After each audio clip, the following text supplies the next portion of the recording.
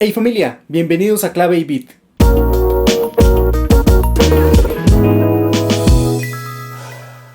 En este video voy a hacer la reseña del álbum El Cuento de la Buena Pipa del músico, compositor, arreglista y cantante Alain Pérez. Este cubano tiene una gran trayectoria en el mundo de la música, ha tocado con los españoles Enrique Morente, Paco de Lucía y Diego El Cigala, entre otros, pero también dirigió la orquesta de Celia Cruz en sus giras por Europa, fue arreglista de Isaac Delgado y fue nada más y nada menos que el primer bajista que sustituyó a Juan Formel en su orquesta Los Bambán, que por cierto parece que ya están preparando o más bien grabando lo que será su próximo disco, celebrando los 50 años desde la fundación de Los Bambán, un 4 de diciembre de 1969.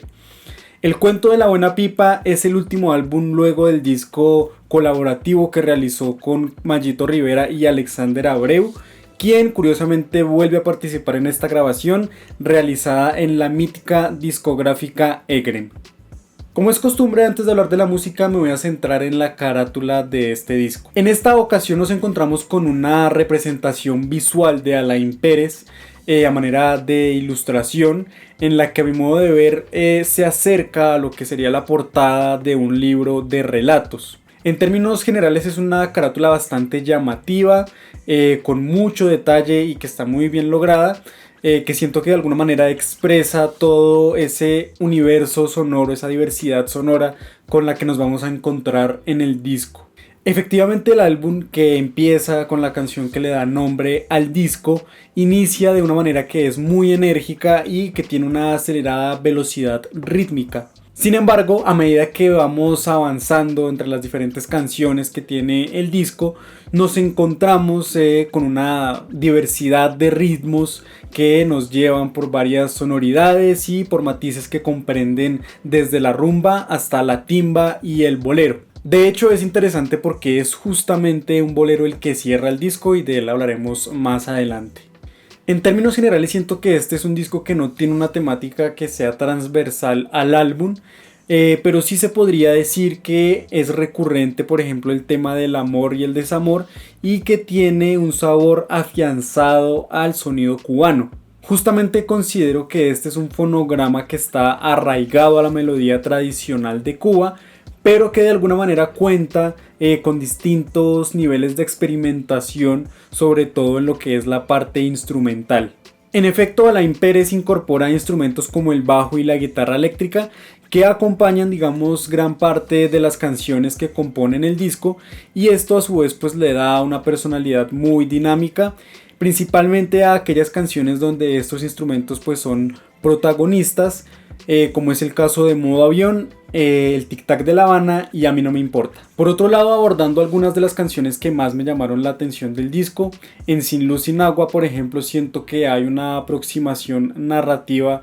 que tiene que ver con este carácter social o con esta preocupación social más bien, pero que está narrado o relatado desde un tratamiento costumbrista y que tiene diversos toques satíricos o de humor. Siento en ese sentido que el disco tiene un potencial muy interesante a nivel audiovisual, con el que se podrían producir casi que un videoclip por canción, porque el disco tiene ese potencial. En esta canción de Sin Luz Sin Agua, por ejemplo, se presentan una serie de situaciones que son breves pero efectivas para narrar pues el tema central de la canción. Entonces, por ejemplo, mencionan a alguien que quiere ver una novela en televisión, pero de repente se va la luz en toda la cuadra, o a otro personaje de los que recuerdo que se estaba bañando, como que está enjabonado, y le quitan el agua. Entonces pues son una serie de situaciones que yo me sentía con una integración de vecinos pues en un barrio de La Habana, que pues están comentando todas estas situaciones que los están alterando de alguna manera,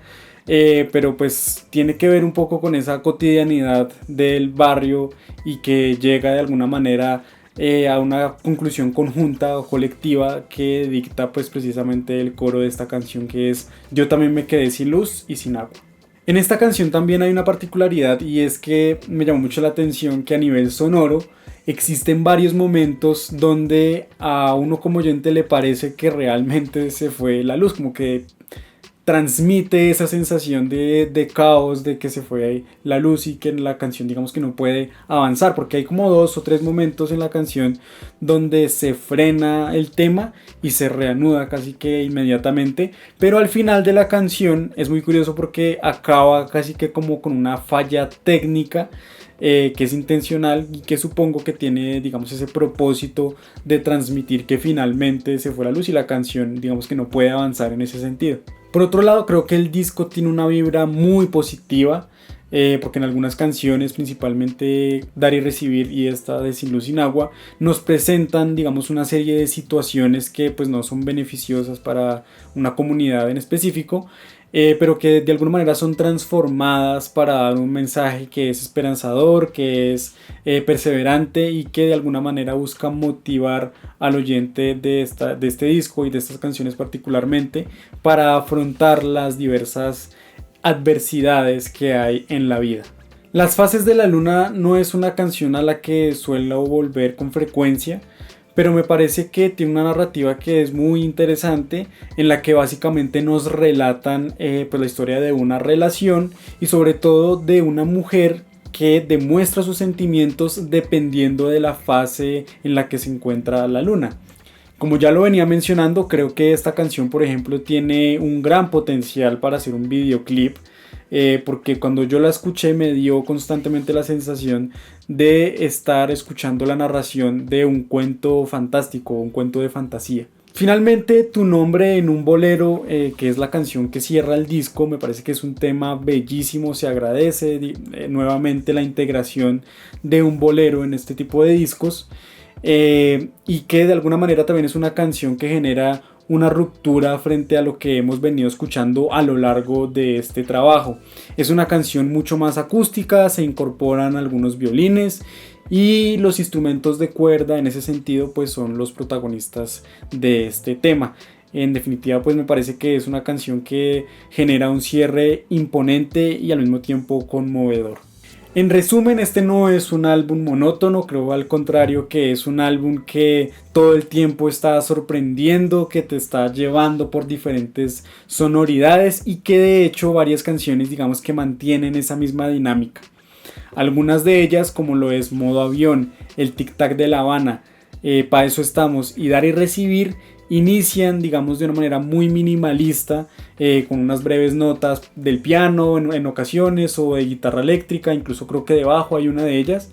y luego pues digamos se van sumando de manera muy enérgica las diferentes secciones de la orquesta de Alain Pérez. Gracias por ver este video, eso fue todo por la reseña de hoy. No olvide dejar en los comentarios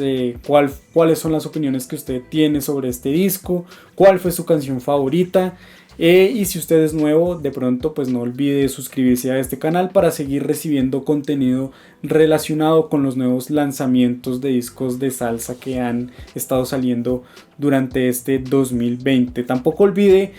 seguir al proyecto en Instagram, donde hago análisis de discos de rap que tengan alguna referencia a la salsa, bien sea por canciones, por artistas o por orquestas a las que se hace referencia.